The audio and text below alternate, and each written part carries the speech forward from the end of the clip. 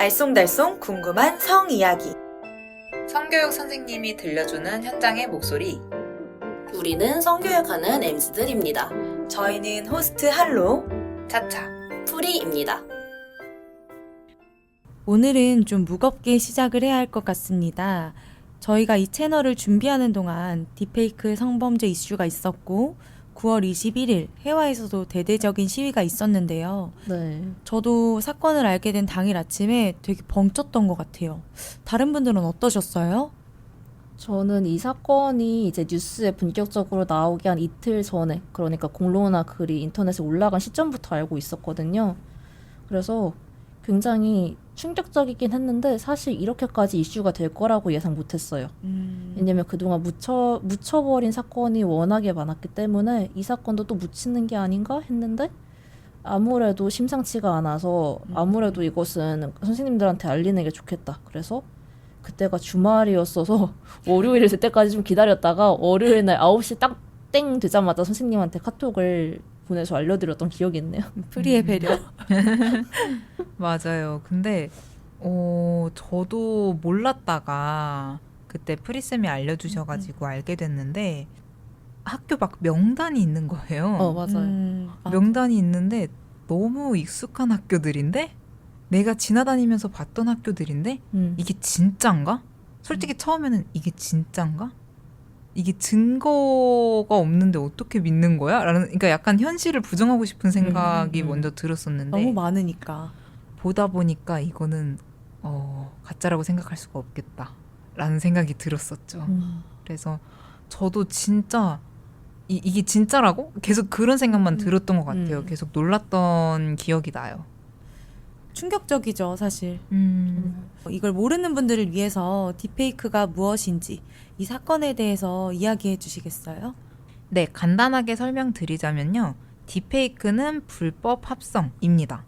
그러니까 누군가의 얼굴을 성적인 이미지나 영상에 합성을 해서 음란물로 사용을 하는 거죠. 뉴스에 공론화가 되기 전부터 사실 SNS에서부터 이슈화가 되기 시작했었어요. 8월 말에 어떤 온라인 커뮤니티에서 텔레그램 딥페이크 피해 지역, 그 다음에 학교 목록이 많이 올라왔고요. 전국에 있는 초, 중, 고, 대학교까지 정말 많은 학교 목록이 있었어요. 그거를 통해서 사람들이 딥페이크 범죄가 있구나라는 걸 알 수 있었죠. 아무래도 사실 이런 성범죄가 일어났을 때 이렇게까지 이슈화가 빠르게 되진 않는데 많은 학교가 관련되어 있다 보니까 더 빠르게 공론화가 되지 않았나 싶어요. 맞아요. 저희 학교도 있었어요. 맞아요. 저희도요. 저희도. 그래서 이렇게 학교가 관련돼 있어서 빨리 알려진 것도 있긴 한데 아직 좀 충분히 알려지지 않은 사례도 많이 있다고 해요. 군인 인증을 해야지 들어갈 수 있는 여군 딥페이크 방, 아니면 가족을 대상으로 하는 그런 딥페이크 방도 수십 건 발견됐다고 합니다. 또 이게 텔레그램만의 영역도 아니에요. 이번 사건이 공론화되고 나서 이제 다른 플랫폼에서도 성착취랑 딥페이크 성범죄물을 공유를 하는 게 굉장히 다수가 알려졌어요. 저도 사실 지금까지 성착취 뉴스를 한두 번 본 것도 아니고 여러 번 봤기 때문에 더 이상 내가 뭘 본다고 해서 놀라지는 않을 거라고 생각을 했는데 어떤 한 게시물이 굉장히 충격적이었어요. 초등학교 담임 교사라고 자신을 밝힌 사람이 자신의 학급 단체 사진을 올리고 나서 여학생들을 나체로 합성을 해달라고 의뢰를 한 게시물이 있었어요. 그리고 그 뒤에 실제로 누군가가 그 사진 합성해서 여학생들만 나체가 된 모습으로 사진을 올렸어요. 그게 무서운 사실은 피해당한 학생들이 과연 그 사실을 지금까지 알고는 있을까라는 걸 저희가 알 수가 없다는 게 가장 무서운 점인 것 같습니다. 들으면서도 다시 들어도 화가 나고 하는데 너무 놀라운 건 이게 낯설지 않아요. 이게 낯설지 않은 문화라는 게 놀랍습니다. 하지만 이 사건은 너무 많은 청소년 가피해자가 있다는 사실이 가장 놀랐던 것 같아요. 맞아요. 그러니까 저도 기사를 봤었는데 현재 처리되고 있는 디지털 성폭력 가해자 중에 청소년만이 80%래요. 네, 그런 기사를 봤고요. 그리고 이제 저도 청소년들이 가해자로 처벌을 받았기 때문에 관련돼서 교육을 받아야 돼서 왔다라고 하는 경우도 왕왕 봤던 걸로 기억합니다. 그리고 이 사건이 이제 있고 나서 청소년들이 이 사안을 심각하게 받아들여서 SNS에서 자기 프로필 사진을 모두 내리기도 하고 또 어디서 실제로 그런 일이 있었다더라 하면서 청소년들 사이에서 소문이 많이 돌기도 하더라고요. 여러분들도 이제 수업하다 보면 딥페이크 이슈에 대한 이야기가 나오기도 하잖아요. 네. 아이들의 반응은 어떤가요? 사실 반년 전까지만 해도 딥페이크라는 단어를 전혀 들어본 적이 없던 학생이 절대 다수였어요. 사례를 들려줘도 그래서 합성을 해가지고 성범죄를 굳이? 왜? 이러면서 맞아. 그 맥락 자체를 이해를 못하는 경우가 지배적이었거든요. 사실은 그게 정상적인 거죠. 굳이 저렇게? 왜? 근데 사건이 공론화가 된 뒤로는 이제 연령이 할 것 없이 초중고 할 것 없이 모든 학생들이 딥페이크에 대해서 상당히 구체적으로 이해를 잘하고 있고 실제 사례를 주변에서 경험을 하기도 합니다. 이게 더 이상 미지의 영역이 아니라 일상의 한 영역으로 자리가 잡아버린 거예요. 맞아요. 그러니까 이유가 뭐든지 간에 학교에서 한창 사건이 터졌을 때 딥페이크 관련해서 교육을 엄청나게 하고 안내를 많이 했다고 하더라고요. 그러니까 딥페이크가 뭐다 정도는 알고 있고, 그리고 이 딥페이크 때문에 인스타그램이나 SNS 계정, 나의 사진을 올리던 계정을 삭제했다는 학생을 저도 만났어요. 이 학생이 자기 사진을 삭제해야 할 일이 아닌데 너무 안타까웠고, 자기 사진이 올라왔을까 텔레그램에서 직접 검색하려고 가입한 청소년들도 봤었어요. 내 주변에 디지털 성폭력이 존재하고 있다는 걸 느끼고 있다라는 거죠. 늘 그래왔지만 보통 자기를 검열하고 범죄를 무섭다, 진짜 일어날까봐 무섭다고 생각하는 건 여학생들이 대부분이었어요. 제가 방금 말씀드렸던 사례 모두 여학생들이기는 했어요. 제가 교육하면서 좀 당황스러웠던 건 연령별로 딥페이크를 이야기하는 방식이 좀 달랐는데요. 초등학생 같은 경우에는 일단 TV에 나오니까 알고 있는 어떤 큰 사건, 범죄 정도로 인식을 하고 있고 또 잘못된 거죠. 이 정도로 인식은 하고 있는 것 같아요. 근데 그 안에 어떤 맥락인지 우리가 왜 이것에 대해서 심각하게 생각하는지는 잘 모르고요. 중고등학생들 같은 경우에는 이 사건의 당사자가 나일 수도 있다는 불안감이 확실히 있어서 학교나 주변에 이런 사건이 발생했다는 것들이 도니까 아무래도 분위기가 좀 무거워지거나 언급하는 걸 원하지 않더라고요. 신뢰를 좀 잃은 것 같다라는 생각을 했어요. 말하기를 원하지 않나 하더라고요. 공통점은 두 집단 모두 딥페이크라는 큰 사건을 겪고 그 구조를 보고 있지는 않다는 거죠. 그럴 수밖에 없는 게 사회를 구조로 바라보거나 하는 거를 학교에서는 알려주지 않거든요. 맞아요. 이 사회 구조의 문제도 정말 분명히 있는데 그거를 알 수 있는 교육이 없는 것 같기도 하고요. 무엇보다 제 생각에는 학교에서도 그냥 뭘 해야 할지 잘 모르는 것 같아요. 그러니까 심지어 정부까지도요. 학교에서 하고 있는 대처를 한번 알아봤을 때 딥페이크가 범죄다. 이게 어떻게 이루어지는 범죄며 너희도 하면 안 된다. 이런 상황이 있을 때 뭐 어떻게 해라. 요 정도까지는 하지만 그 이상으로 무슨 교육을 어떻게 해야 할지는 모르는 것 같아요. 왜냐하면 그동안 성교육이 제대로 이루어졌던 적이 없기 때문에. 잘은 몰라도 정부는 그냥 우리 이런 범죄가 일어났으니까 이렇게 대처를 하고 있어. 이런 정도를 보여주는 것밖에 못하고 있지 않나라는 생각이 들었어요, 저는.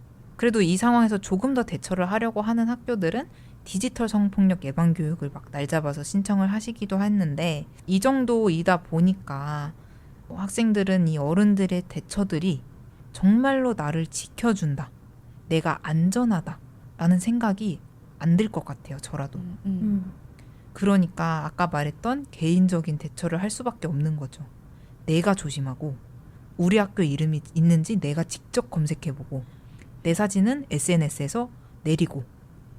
너무 안타까워요. 저도 같이 SNS 활동을 중단했던 사람으로서 너무 공감되는데요. 확실히 이 사건 이후에 중학교 양육자분들의 교육 문의가 많이 늘은 것 같아요. 많은 분들이 심각성을 느끼고 디지털 성폭력 예방 교육의 중요성을 인식하고 있구나라는 걸 알 수 있었어요. 하지만 그럼에도 안타까운 건 사실 성폭력 예방 교육, 그러니까 성교육은 한두 시간으로 무언가를 해결해주는 교육이 아니잖아요. 그쵸. 맞아요. 해결해줄 수 있는 게 아닌 거예요.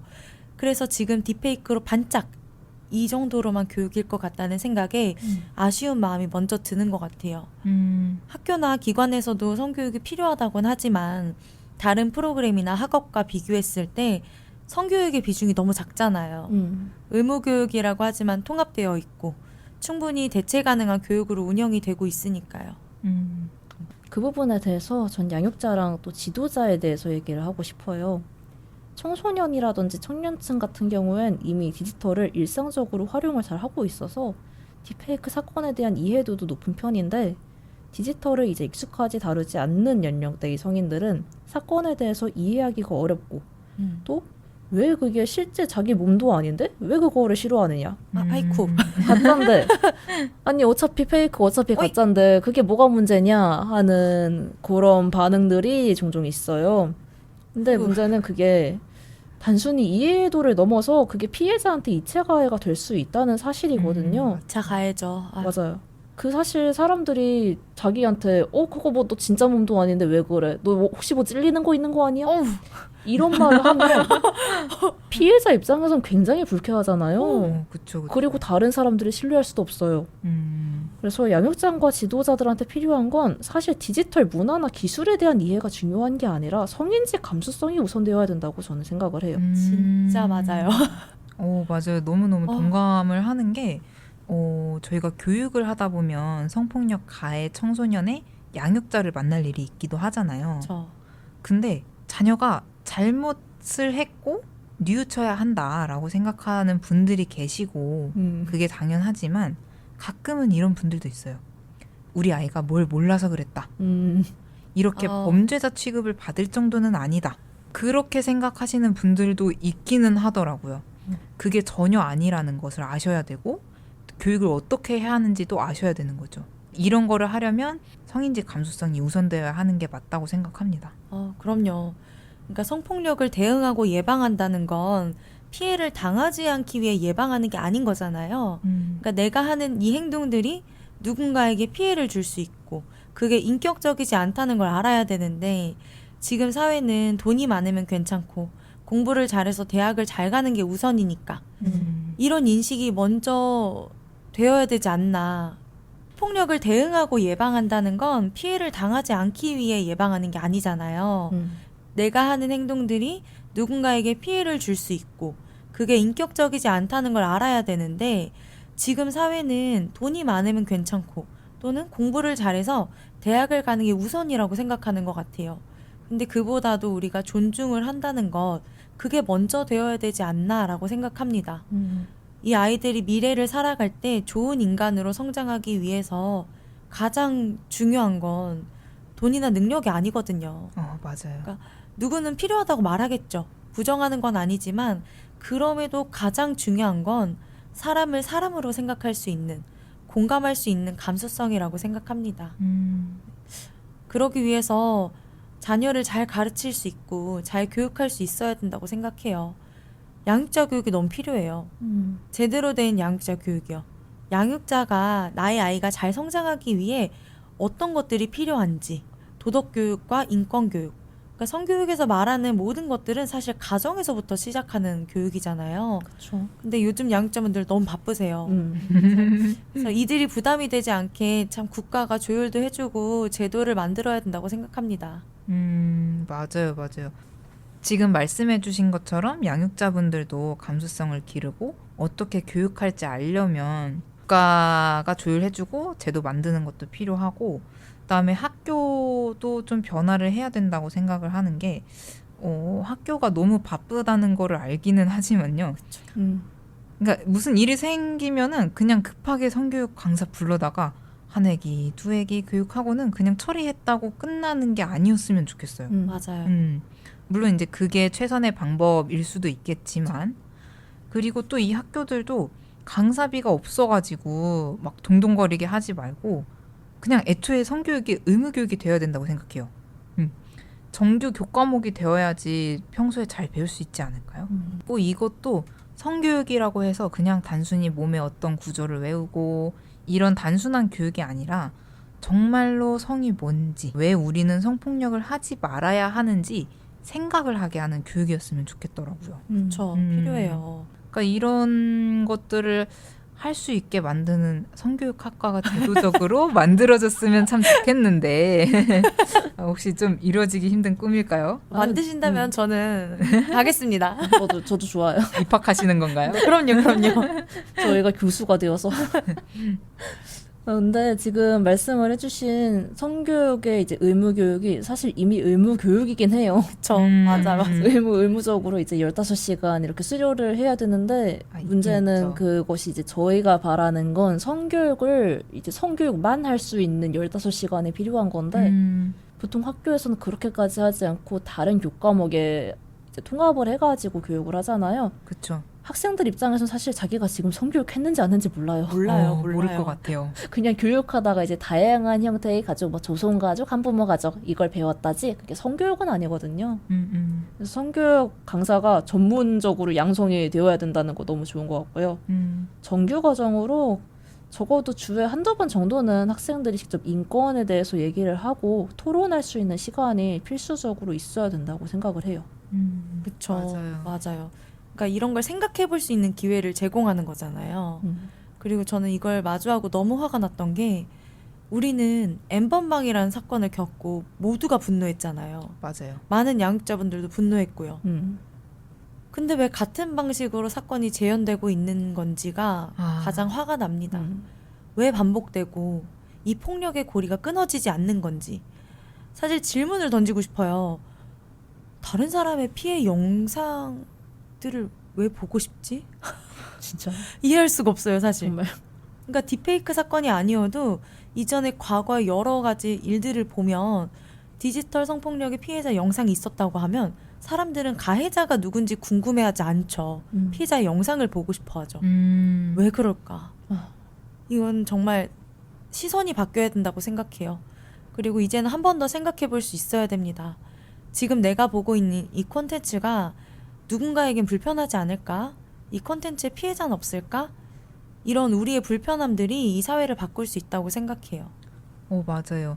그러니까 이런 불편함을 키우고 민감함을 키우는 교육도 너무너무 필요하다고 생각해요. 이게 범죄라는 거를 누구나 알고 또 누구나 소리 내어서 말할 수 있는 그런 사회도 되어야 될 것 같고요.